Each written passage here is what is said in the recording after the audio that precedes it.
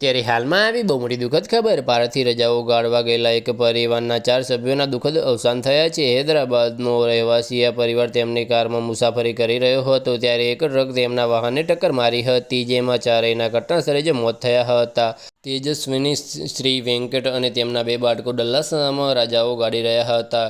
એટલાન્ટામાં તેમના સંબંધીઓને મળ્યા પછી પરિવાર તરફ ફરી રહ્યા હતા ત્યારે તેમની કાર અકસ્માતગ્રસ્ત થઈ ગઈ હતી. કારમાં આગ લાગવાથી પરિવારના 4 સભ્યોના મોત થયા હતા. મળતી માહિતી મુજબ તેમના મૃતદેહ અંતિમ સંસ્કાર માટે ભારત લાવવામાં આવશે. અગાઉ મે મહિનામાં આવી જ એક ઘટના ન્યૂયોર્કમાં ક્લેવલેન્ડ સ્ટેટ યુનિવર્સિટીના 2 ભારતીય વિદ્યાર્થીઓના માર્ગ અકસ્માતમાં મૃત્યુ થયા હતા. વિદ્યાર્થીઓની ઓળખ 20 વર્ષીય માનવ પટેલ અને 23 વર્ષીય સૌરવ પ્રભાકર તરીકે કરવામાં આવી છે.